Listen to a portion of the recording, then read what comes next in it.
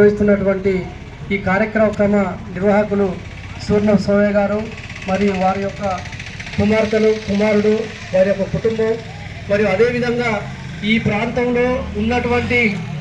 పిల్లలు ఎవరైతే మహిళలు కానీ విద్యార్థులు కానీ చాలా అద్భుతంగా దాదాపు ఒక నెల రోజుల నుంచి ట్రైనింగ్ లెక్కనే అంటే ట్రైనింగ్ జరిగి ఏదైతే పోటీదారులు మనం వివిధ రాష్ట్రాల నుంచి జిల్లాల నుంచి వచ్చి ఎట్లయితే కబడ్డీ ఆడతారో ఆ రకంగా ఇక్కడ విద్యార్థులు ఆడుతూ ఉన్నారో అది ఆ క్రీడని చాలా అద్భుతంగా అనిపించింది మీ యొక్క ఆట. ఇట్లనే మీరు ఈ క్రీడలలో రాణించాలని చెప్పి కూడా ఈ సందర్భంగా తెలియజేస్తా ఉన్నాను. అదే రకంగా ఈ సందర్భంగా వేదిక పైన కూర్చున్నటువంటి అధ్యక్షత వహిస్తున్నటువంటి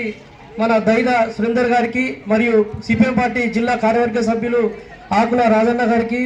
మా అసోసియేషన్ అధ్యక్షులు జాతీయ క్రీడాకారుడు బొడ్డుపల్లి ఉపేంద్ర గారికి, మరియు బాల్ బ్యాడ్మింటన్ జాతీయ క్రీడాకారుడు తప్పెట్ల రవి గారికి, మరియు ఈ వేదికపై ఉన్న ప్రతి ఒక్కరికి పేరు పేరున ప్రత్యేకమైనటువంటి ధన్యవాదాలు తెలియజేస్తూ, క్రీడ అనేది ఈ రోజులలో ఒక్కొక్కరి చేతులలో సెల్లులు పట్టుకొని సెల్లులనే క్రికెట్ కానీ వివిధ ఆటలు కానీ చూసి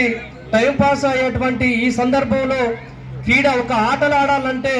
ఈ రకంగా ఒక ఆటల పోటీలని సంక్రాంతి సందర్భంగా పెడితే ఇంతమంది మహిళలు ఇంతమంది విద్యార్థులు పాల్గొని వాళ్ళ యొక్క ప్రతిభని చాలా చక్కగా చాటే విధంగా ఈ రోజు ఉన్నారంటే మనం చాలా గర్వకారణం. అదే రకంగా ఈరోజు మనం గ్రామీణ స్థాయి క్రీడలైనటువంటి క్రికెట్ను మన కబడ్డీని ప్రోత్సహించవలసిన అవసరం ఎంతైనా ఉంది. కబడ్డీ ద్వారా చదువుకునేటువంటి విద్యార్థులకు ఏకాగ్రత పెరుగుతుంది, శరీర దారుణ్యం పెరుగుతుంది, తర్వాత మానసికంగా ఉల్లాసంగా ఉంటారు. అదే రకంగా వాళ్ళు ఏమైనా